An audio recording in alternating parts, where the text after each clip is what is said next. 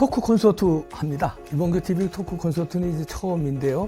서초역에 있는 흰물결 아트센터 예술극장인데요. 서초역 바로 옆에 있습니다. 9월 23일 오후 3시에 인터파크 예매해 주시면 됩니다. 인터파크 예매하시는 건 모르죠? 물어보세요. 간단해요.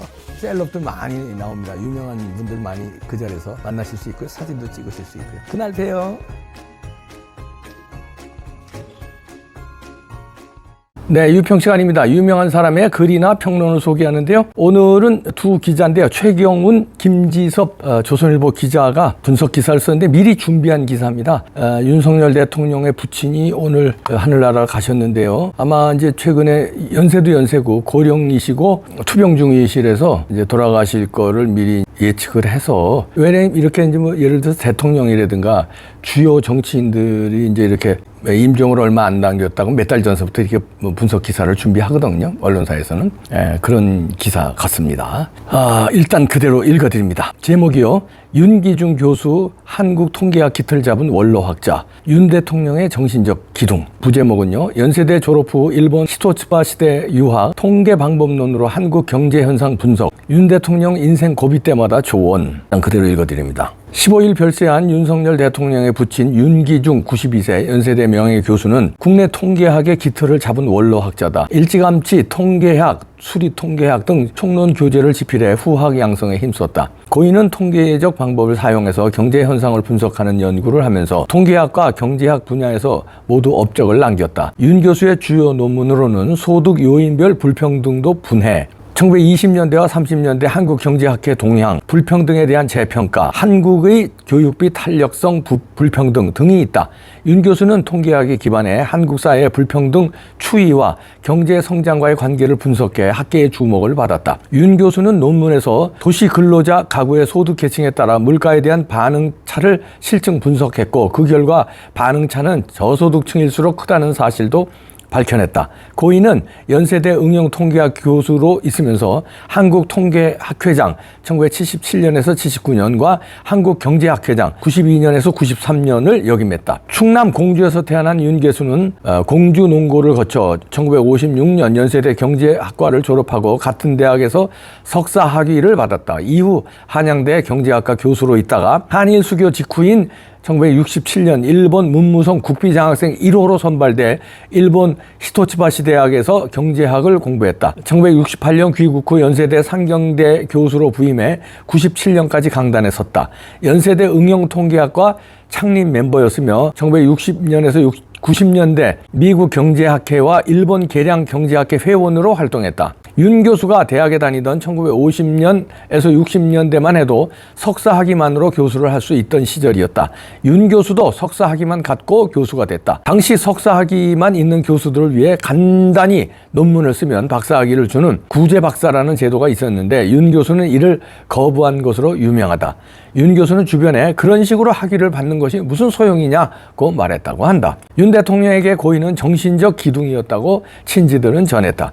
윤 대통령이 2013년 국정원 댓글 조작 사건 수사로 어려움에 부닥쳤을 때, 2021년 대선 출마를 결심할 때 등 인생의 고비마다 부친에게 조언을 구했다고 한다. 고인은 윤 대통령이 어릴 때부터 경제학과 관련된 화두를 던지며 독서를 권했다고 한다.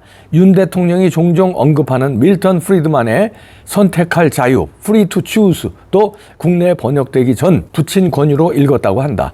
윤 대통령의 지인은 고인은 윤 대통령이 어릴 때부터 밥상머리 교육을 중시했다고 전했다. 고인은 윤 대통령이 대선 출마를 준비할 때 지인인 고 김동길 연세대 명예교수를 소개해 조언을 듣게 했고 출마를 격려했다고 한다. 윤 대통령은 검찰총장을 그만둔 직후인 2021년 4월 서울시장 보궐선거 때 부친과 함께 사전투표를 하기도 했다. 윤 대통령은 취임 후인 작년 6월 고인을 서울 용산 대통령실 청사집무실로 초대해 저녁 식사를 했다. 당시 고인은 윤 대통령의 국민만 바라보며 직무를 잘 수행하라고 격려했다고 한다. 고인은 윤 대통령이 검사를 할 때 부정한 돈 받지 마라고 입버릇처럼 강조했다고 한다. 고인은 몇 해 전까지 17세기 영국의 경제학자 윌리엄 패티의 저서를 번역하는 일에 손을 놓지 않았고, 이로 인해 눈에 무리가 가 치료도 받은 것으로 알려졌다. 고인이 유학한 일본 시토치바 시대 측에선 2025년 개교 150주년을 앞두고 학교 역사 편찬을 위해 지난 7월 고인이 인터뷰도 타진했던 것으로 알려졌다. 윤 대통령도 부친이 이 대학에 유학할 때 가족과 함께 방일해 도쿄 우에노역에서 기차를 타고 구니타치역에서 내려서 아버지의 아파트에 갔다. 지금도 대학 인근 거리가 눈에 선하다며 회고한 적이 있다. 이렇게 최경훈, 김기섭 두 기자가 윤석열 대통령의 부친의 일대기를 짧게 요약해서 이제 분석을 했는데요. 이제는 됐다 하고 눈을 감으신 것 같습니다. 92세시고 연세도 있으시고 이거는 이제 몸도 좀 불편하셨다고 그러셨지만 그래도 생명줄을 부여잡고 정신을 잃지 않으셨다고 그래요. 그렇게 하고 계셨는데 제 판단입니다만 오늘 윤석열 대통령의 광복절 기념사 보고 난 직후 돌아가셨습니다. 왜냐하면 이제 이런 속보가 터진 게 오늘 12시 44분에 제일 처음 속보가 터졌어요. 그러면 이 윤기중 교수 병원에 아마 기자들이 대기하고 있었을 겁니다만 사망하신 사실이 병원에서 발표되자마자 아주 속보로 썼을 텐데 그러면 아무리 늦게 잡아도 12시 40분의 경우에는 돌아가신 것 같습니다. 오늘 오전에 열렸던 윤석열 대통령의 광복절 기념사 경축사에서 얘기하는 걸 다 병상에서 보셨겠죠. 보고 이젠 내가 하늘나라 가도 되겠구나. 이제 반듯하게 중심을 잡았구나 생각하고 마음을 놓으시고 하늘나라 가셨는지 모르겠습니다. 왜냐하면 이 돌아가시는 분들이 마지막을 안다고 그러더라고요. 그래서 마지막에 그 정리하는 행동이나 정리하는 말을 한다고 그래요. 그리고선 이제 돌아가신 다음에 자손들이 그래 돌아가시기 직전에 그 말을 하셨구나. 그래서 이 말을 하셨구나. 돌아가시려고. 왜 이런 걸 많이 전해지잖아요. 윤 대통령의 부친도 아마 그렇게 생각하신 것 같습니다. 이젠 됐다. 이젠 그래서 편안한 마음으로 하늘나라 가셨다 생각하시는데 왜 제가 유평에서 윤석열 대통령 부친 윤기중 교수의 일대기를 정리한 이런 분석 칼럼을 소개하느냐 이렇게 의아할 분 계시지만 저는 그 가정교육의 중요성을 너무 잘 알고 있거든요. 근데 여기 윤석열 대통령도 가정교육을 잘 받고 자랐는데 윤기중 교수가 그 말을 입버릇처럼 했다고 그래요. 밥상머리 교육을. 이 칼럼에서도 나오지만요. 그러니까 아주 어렸을 때부터 이 훌륭한 이 교수 및 자식으로 밥상머리 교육을 그러면서 어른이 돼서도 교육받았다는 거 아닙니까? 검사를 할 때 입버릇처럼 얘기했대잖아요. 부정한 돈 받지 마라. 그래서 김 여사가 결혼할 때 에피소드를 얘기하는데 통장에 2천만 원이 밖에 없는 윤석열 당시 신랑감 후보를 보고 그게 마음에 들었다는 거 아닙니까? 그 막강한 자리에 있는데 중앙지검에 있고 이런데 2천만 원 밖에 없으니까 얼마나 그 아버지의 그 밥상머리 교육을 잘 받았겠습니까? 이 아버지도 그때 당시 우리나라가 아주 암울했던 시기니까 부재 박사를 줬다는 거 아닙니까? 석사학위만으로 교수가 됐는데 이거 교수가 박사학위를 줘야 되는데 박사가 본인이 없으면서 어떻게 박사학위를 줘요? 그러니까 구제한다는 의미로 논문만 하나 쓰면 박사학위를 줬는데 거절했다는 거 아니에요? 윤기중 교수는. 그렇게 해서 박사학위 따서 뭐하냐 그러고 정상적으로 박사학위를 따신 분이죠. 일본 시토시바시 대학에서 박사학위를 따셨는데 여러 면으로 훌륭하신 분이고 또 윤석열 대통령의 고등학교 때 프리트 추스, 밀턴 프리드만의 선택의 자유 이 책을 읽게 했다는 거 아니에요. 그것도 번역본이 나오기도 전이랍니다. 그러니까 영문으로 막 사전 찾아가면서 이제 그걸 아버지가 읽으라고 그러니까 명령을 하고 또 체크하니까. 근데 그게 보수주의의 교과서 같은 책이에요. 보수 경제학에. 그러니까 그걸 어렸을 때부터 읽고 그다음에 아버지의 밥상머리 교육. 그러면서도 균형된 게요. 이 윤기중 교수는 분배에도 신경 썼잖아요. 사회적 약자. 그다음에 경제를 분배하는 여기 윤기중 교수가 쓴 그 논문이나 책에 보면은 제목만 봐도 알 수 있지 않습니까? 그러니까 보수의 경영 철학만 그다음에 경제 철학만 강조한 게 아니라 분배, 사회적 약자에 대한 배려 이런 것도 진보의 개념도 어릴 때부터 교육을 시켰다는 거 아니에요. 그냥 균형 잡힌 사고방식으로 교육을 시켰는데 마침내 오늘 윤석열 대통령이 공산 세력, 민주, 인권, 진보로 위장해 폐륜 공작을 한다. 그리고 강력한 파리로 메시지 이거 가지고 지금 좌파들은 또 난리가 났더라고요. 이 8.15 메시지를 전하는 거 보고 이제 됐다. 맡겨도 되겠다 하고 편안하게 눈을 감으신 거 아닌가. 교육이 중요한 게 부모가 중요해요. DNA가 중요하고. 문재인의 아버지는 누굽니까?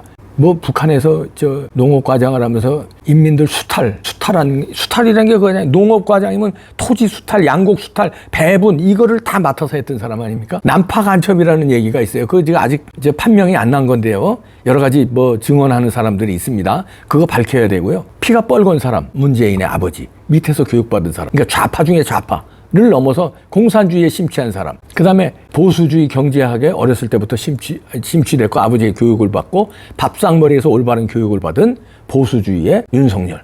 그러니까 공산주의 문재인과 보수주의 윤석열 뿌리는 어디에 있었냐? 아버지에 있었다. 그 점을 제가 상기하기 위해서 이 기사를 골랐습니다. 훌륭한 분인데 이 훌륭한 분의 자식이 훌륭한 일을 앞으로 해주기를 바랍니다. 지금까지도 훌륭하게 잘해왔는데 뭐 99점 줄 수 있지 않겠습니까? 오늘 1점 살짝 덜 준다면 건국절을 8.15를 건국절이라고 그냥 선포를 빵 하고 했으면 100점 만점인데 그거는 아마 너무 큰 논란이 오니까 아마 마사지하면서 그 대신에 공산주의하고 아주 강력한 대치점을 한 거 공산 세력, 민주, 인권, 진보로 위장의 폐륜공자하고 반체제 세력이라는 걸 분명히 오늘도 했습니다. 그리고 여러 가지 뭐 시간상 다 소개 안 해도 8.15 경축사 다 아시죠? 그런 거 99점을 주는데 이 99점짜리를 보고 아마 윤기중 선생은 100점으로 봤을 수도 있습니다. 그래 오늘 건국절이라고 선포 안 한 건 오히려 다행이다. 그러니까 이 짧은 이봉규 머리보다는 몇수 위시니까 그건 후대에 평가하리라. 지금은 공산 세력에 맞서 싸우는 당당한 지도자가 되는 게 우선이다. 마치 이승만 대통령이 친일파 청산을 살짝 미루고 친일파를 등용하면서까지 반공에 앞장섰던 것처럼 그런 것처럼 윤석열 대통령도 건국절 박는 거는 쫙 미루고 공산 세력에 맞짱 뜬 거. 그걸 보신 윤기중 교수의 편안한 하늘나라 가셨다고 봅니다. 상가 고인의 명복을 빕니다.